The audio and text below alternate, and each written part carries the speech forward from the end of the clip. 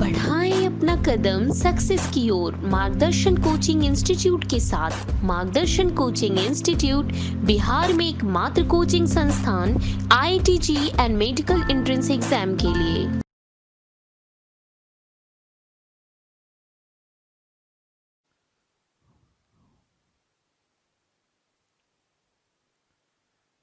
देखो, अब हम लोग देखते हैं कुछ प्रॉब्लम्स डायमेंशनल एनालिसिस पे।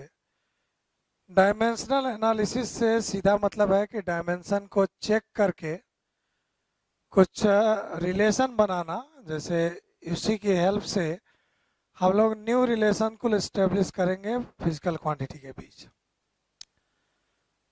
इस एग्जाम्पल के लिए इस क्वेश्चन को लेते हैं और यहाँ पे तीन क्वांटिटी को लिया गया है, फोर्स, लेंथ और टाइम, और कहा गया कि इनको फंडामेंटल क्वांटिटीज मान लो। अब ये कह सकते हो कि फोर्स को कैसे फंडामेंटल मान लें। फंडामेंटल तो लेंथ होता है, टाइम होता है, मास है, वो 7 फंडामेंटल का लिस्ट है। वो बात सही है, लेकिन क्वेश्चन पूछने के लिए ये कहा गया कि अगर फोर्स फंडामेंटल क्वांटिटी होता तो, और फोर्स ही नहीं, फोर्स, लेंथ और टाइम फंडामेंटल क्वांटिटी होते तो मास को उसके टर्म्स में कैसे लिखते। जैसे अगर मान लो कि मास, लेंथ और टाइम ये सब फंडामेंटल है, तो आप फोर्स के डायमेंशन को लिख देते हो कैसे, तो आप लिख देते हो इस तरीके से mL/t-2 इस फॉर्म में। लेकिन अब कब बोल रहा है कि फोर्स को ही फंडामेंटल ले लो, तो फोर्स, लेंथ और टाइम के टर्म्स में मास को लिखिए। ये सिर्फ मास ही नहीं, कहा जा सकता है कि फोर्स, लेंथ और टाइम फंडामेंटल क्वांटिटी लिया गया तो वेलोसिटी का डायमेंशन लिख दो, एक्सीलरेशन का डायमेंशन लिख दो, ऐसा कहा जा सकता है। हमें कहा गया मास का डायमेंशन लिखिए in terms of FLT। Process क्या है कि हम लोग स्टार्ट करेंगे कुछ इस तरीके से। यहाँ पे हम लोग स्टार्ट करेंगे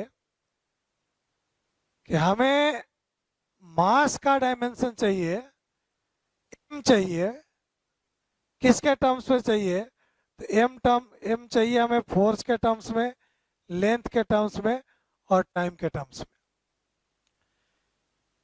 लेकिन ये जरूरी नहीं कि तीनों ऐसे डायरेक्ट मल्टीप्लाई करके मास बन जाए। तो किस तरीके से मास मिलेगा, ये पता करने के लिए हमने मान लिया कि अगर फोर्स का पावर x लिया जाए, लेंथ का y लिया जाए, टाइम का z लिया जाए, तो हो सकता है ये ऐसे मल्टीप्लाई हो करके मास बन जाए।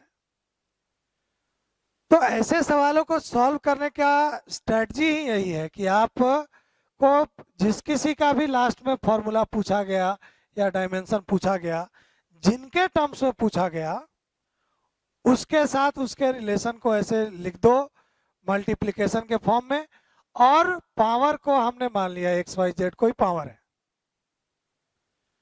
तो अगर ये फॉर्मूला सही है मास का फोर्स, लेंथ, टाइम के टर्म्स में, तो दोनों साइड डायमेंशन भी सेम होने चाहिए। तो यहाँ पे डायमेंशनल एनालिसिस लगाएंगे। डायमेंशनल एनालिसिस लगाया गया, तो एक तरफ मास का डायमेंशन तो m है, इसको m ही लिखो, कैपिटल M, और इस तरफ सिर्फ मास ही है, मतलब मास का डायमेंशन तो है, लेकिन लेंथ में इधर कोई डायमेंशन नहीं, केवल मास है, टाइम में कोई नहीं है। तो ये इस साइड का हमने लिख लिया। इस साइड आते हैं, अब ये फोर्स है, तो फोर्स का डायमेंशन क्या, तो फोर्स का डायमेंशन mL/t-2 पावर x कर लो, ये तो लेंथ है ही, पावर y कर लो, टाइम है, पावर z कर लो। अब चलो, तो m1L0T0 इस साइड का है। इस साइड अब देखें तो मास का डायमेंशन x, पावर x है, L का पावर, तो L का पावर x भी है, y भी है, तो दोनों मल्टीप्लिकेशन में है, तो L का टोटल पावर में लिख सकते हो x + y। t पे आते हैं, -2x यहाँ, z यहाँ, इसे लिख दिया गया -2x प्लस जेड। अब ये एक्सप्रेशन बन गया, लेकिन ये करेक्ट हो उसके लिए दोनों साइड डायमेंशन सेम होने चाहिए। इक्वेटिंग डायमेंशंस, तो इधर m का पावर 1, इधर m का पावर x, तो यहां से मिल गया x की वैल्यू 1, दोनों तरफ डायमेंशन सेम करो। फिर यहां पे देखो तो x प्लस वाई बराबर उधर है पावर 0। दूसरा इक्वेशन मतलब इस l के पावर को इक्वेट किए, z के पावर को भी कर दो। तीसरा expression -2x plus Z, -2x plus Z, ये इक्वेट किया गया, आ गया 0। अब देखो x तो मिल ही चुका है 1, x को 1 रखोगे ये मिल जाएगा y -1, इधर लाओगे x को।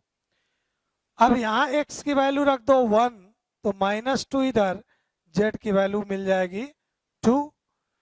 तो ये तीनों टर्म मिल गए x y z की वैल्यू। इनके मिलते ही इसे रखेंगे मास को, और यहां से लिख सकते हो hence m dimension of mass can be written as f का पावर x है, रख दो 1, फोर्स में 1, लेंथ में y निकाले हैं -1, फिर टाइम में निकाले हैं 2 z।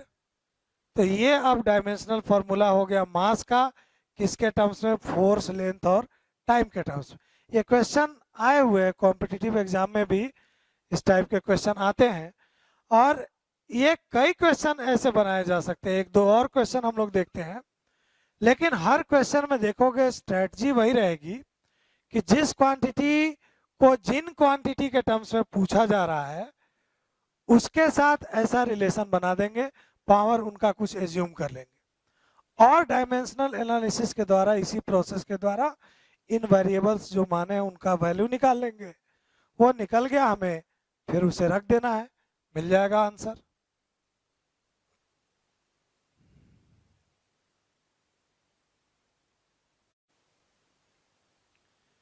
देखिए इस क्वेश्चन में ये क्वेश्चन आया हुआ भी है कॉम्पिटिटिव एग्जाम में। यहाँ पे 3 कांस्टेंट की बात हो रही है, h प्लैंक कांस्टेंट। अच्छा, प्लैंक कांस्टेंट है क्या, तो उसको कैलकुलेशन, उसके डायमेंशन के लिए ये रिलेशन है, एनर्जी बराबर होता है प्लैंक कांस्टेंट इनटू फ्रीक्वेंसी, यहाँ f फ्रीक्वेंसी है। इससे हमने h को लिखा E/f, और फिर इसके हेल्प से h का डायमेंशन निकाल लिया। h के डायमेंशन का यूज है, आगे देखेंगे। तो Planck constant, speed of light और ग्रेविटेशनल कांस्टेंट g, इन तीनों को फंडामेंटल क्वांटिटी माना गया, और इन तीनों के टर्म्स में लेंथ हमें चाहिए। तरीका वही है जैसे कि लास्ट प्रॉब्लम में भी हम लोग देखें कि जिस क्वांटिटी को पूछा जाएगा उस क्वांटिटी को इन GHC पे डिपेंडेंट बनाएंगे।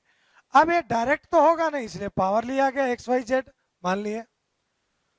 अगला स्टेप, अगर ये रिलेशन सही है तो दोनों तरफ डायमेंशन सेम होने चाहिए, और डायमेंशन सेम करने के लिए इधर तो केवल लेंथ है, मास टाइम में डायमेंशन 0, इधर g का डायमेंशन, प्लैंक कांस्टेंट का डायमेंशन, ये स्पीड है, सिंपली स्पीड का डायमेंशन। अगले स्टेप में इधर मास के सारे पावर को इकट्ठा किया गया है कैलकुलेट करके, लेंथ के पावर 3x 2y z सबको इकट्ठा किया गया, टाइम के पावर को देखा गया। अब ये दोनों तरफ सेम डायमेंशन है, तो ये जो सभी डायमेंशन है मास के बराबर होने चाहिए, दोनों साइड, लेंथ के और टाइम के। इन इक्वेशन को इक्वल करोगे तो देखोगे ये 3 इक्वेशंस बन जाएंगे।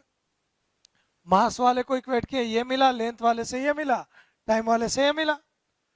अब हमें मेनली इस इक्वेशन को सॉल्व करना है। तो एक तो यहां से देखोगे एक रिलेशन सीधे मिल गया कि ये तो x और y बराबर है इस रिलेशन से। बाकी अब 3 वेरिएबल है, 3 इक्वेशन होने है, सॉल्यूशन तो निकलेगा ही, लेकिन अब हमें कम स्टेप में सॉल्यूशन चाहिए। एक बार इन तीनों को ऐड कर दो, ऐड करोगे तो देखो ये 3x और -3x, x वाला पार्ट 0, y वाला y माइनस वाई कैंसिल हुआ, 2i बच गया, z भी कैंसिल होगा और इस साइड 1 है, यहां से y मिल गया, y को देखोगे 1/2, y मिला तो x भी मिल गया, x y दोनों को यूज कर लो z के लिए, तो ना मान लो इस इक्वेशन से चल लेते हैं, z इक्वल्स टू, z को इस साइड ले आओ, उधर बच गया -2x plus Y, X Y दोनों नोन है, 2 इंटू एक्स भी 1/2 है, y भी 1/2 है, ये मिल गया -3/2।